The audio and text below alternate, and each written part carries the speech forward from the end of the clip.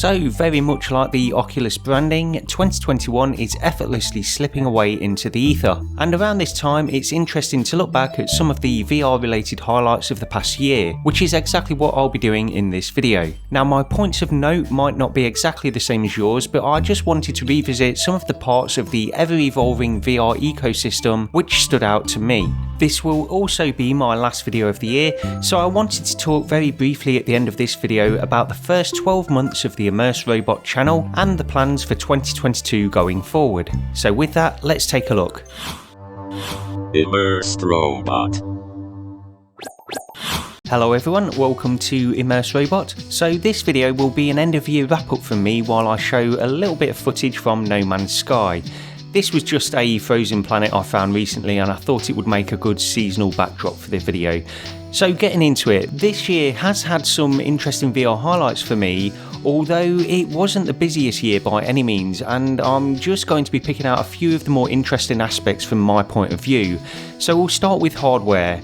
And we did get some new hardware releases from HTC in the form of the Vive Pro 2 and the Vive Focus 3, the latter being a standalone VR headset focused squarely on the enterprise use cases, and neither of these products really appealed to me, unfortunately. I mean, the Vive Focus 3 was really not aimed at me anyway, and the content was always something that was a bit of a question around that product anyway, and I really didn't follow up on either of these products too closely after the announcement. I was never really tempted to pick them up, and based on subsequent reviews of the Vive Pro 2 by others, I doubt it would have replaced my Index at this stage anyway.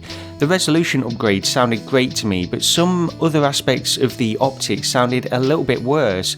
There was this thing in the reviews where a lot of people were talking about a smaller sweet spot, a very small sweet spot actually, in the centre of these Fresnel lenses, and then you've got the continuation of these God rays which have plagued many VR headsets really, the Index included. So without that being addressed in this product, it really wasn't something that I was going to be interested in anyway. I mean, it did seem like overall a good solid VR headset, but the price was a little bit too high and didn't offer enough, in my opinion, to really make it a viable upgrade at this moment in time. And there was also just the overall design aesthetic of the Vive Pro 2, which was basically exactly the same as the Vive Pro and very similar in terms of the eyebox and just the general form factor to the original Vive.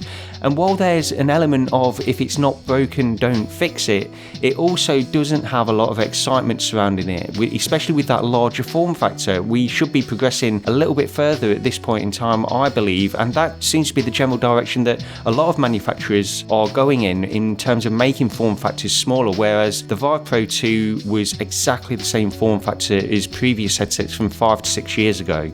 But also from HTC was the Vive Flow, which was once again going for a completely different market. This time it was aimed at the more casual media consumption and meditation aspects, it seems. And again, although I found this idea quite interesting, the price was just too high for me to consider it in a realistic way. But we also had various other interesting hardware announcements this year. Firstly from Varjo with their Aero prosumer VR headset, which includes a very high resolution display at 2880 by 2720 per eye. It's also got aspherical lenses, automatic IPD adjustment and eye tracking with foveated rendering depending on which software you are using, although notably no integrated audio solution, all for $2,000. And I do think that these will be shipping any time now to those who decided to pre-order it. And this one again, unfortunately, is not really for me, but I'm hoping to talk a little bit more about the reasons why it's not for me sometime next year, once I've had a try a version which isn't a prototype version. So hopefully I'll be bringing some more information on that later on next year. Then there was also the new Pimax headset announcement, the Reality 12K, which seems to be something like the VR equivalent of Homer's car at this point, with specs which honestly boggle the mind, although to be fair to it, the aesthetic design does look quite sleek on the headset.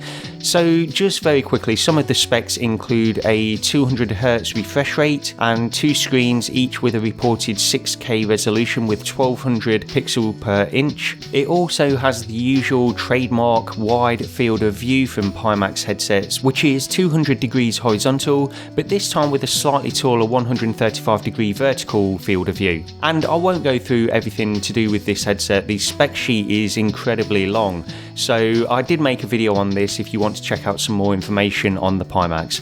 But this will be launching in October of 2022 if all goes according to plan for $2,400, and it should be shown at CES in 2022 next month. So hopefully we'll get some more of an idea of what this headset is all about based on hands-on impressions from all the usual people that we'll see at these events. Another big hardware announcement of 2021 was the Lynx R1 VR AR pass-through hybrid headset, and the Kickstarter for this headset was a huge success.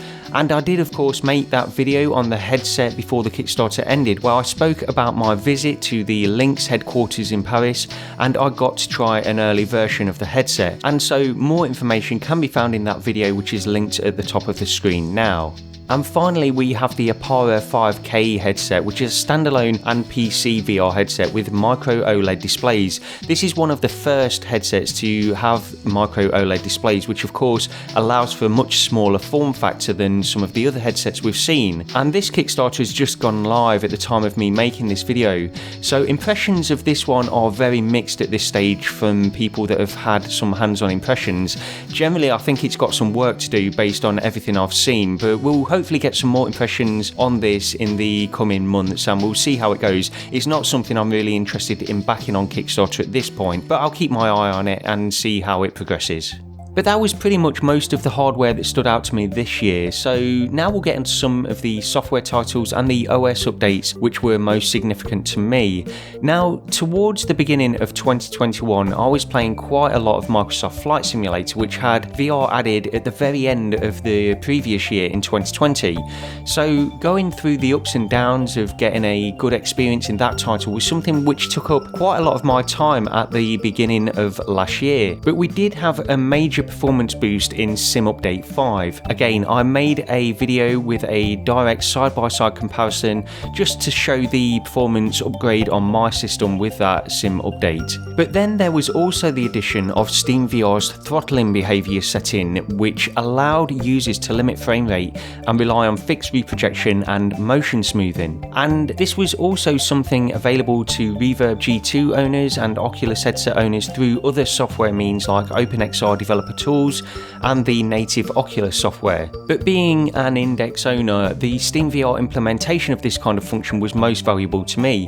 And while it's not a good solution for many VR titles, it was almost a necessity in Microsoft Flight Simulator and allowed for reasonably smooth performance while running at those fixed half frame rates. So these were two things which worked really well together, and part of me wonders if that throttling behaviour setting was incorporated primarily for Microsoft Flight Simulator in the Valve Index. That was how much of an improvement it made to perceived performance for me, and it's almost a necessity. I always use that fixed frame rate in Microsoft Flight Simulator because it just makes it a much better experience overall for me.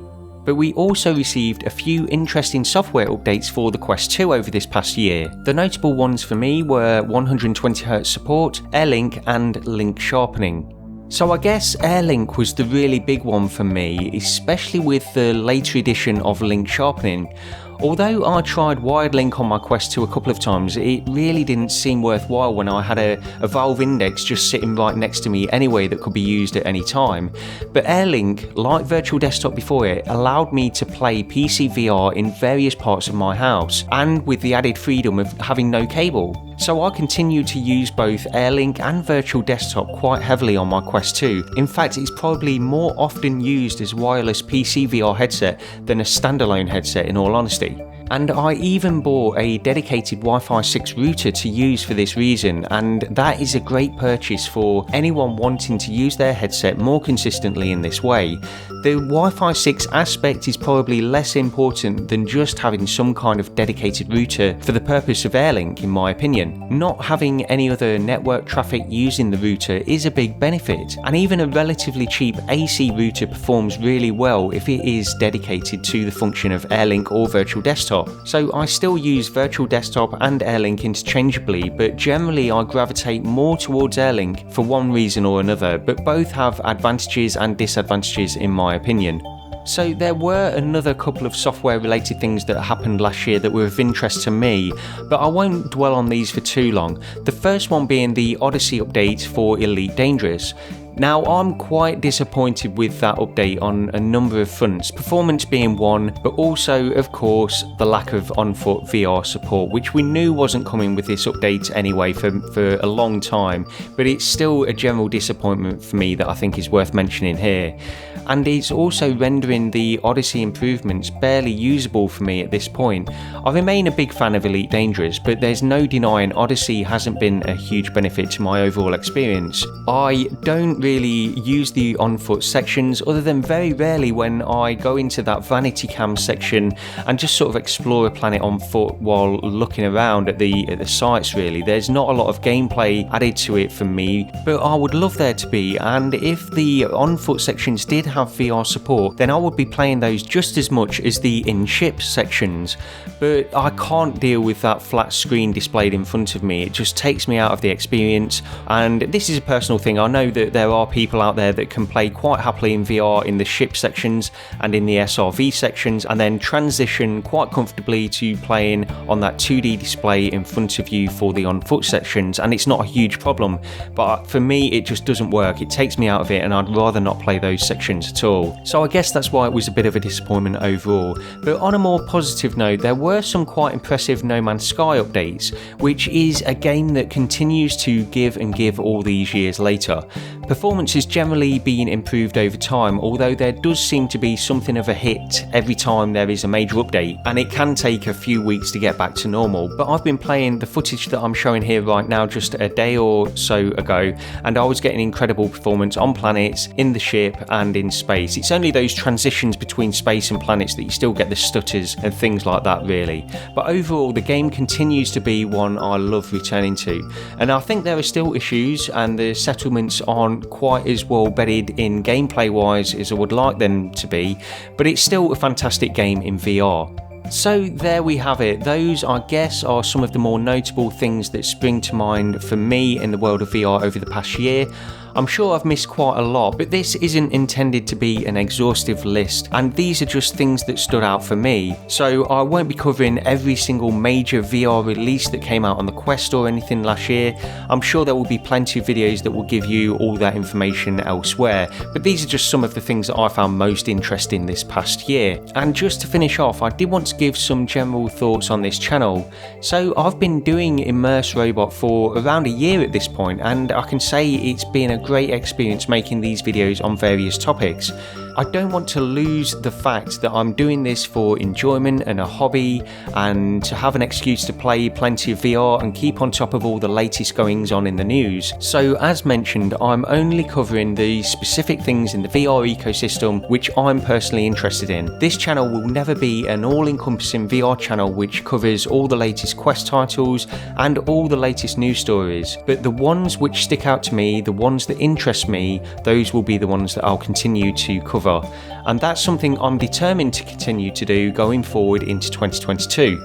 I'm heading towards 2,000 subscribers now, and while that doesn't necessarily mean too much, it does mean that generally the videos I upload will probably get more than 10 or 20 views now. It probably means they will usually break 100, 200 or 300 views, and this just makes the effort of spending a few hours creating a video just that little bit more worthwhile, and not so much like I'm basically wasting my time just spending the effort making these videos and only a handful of people are ever going to see them.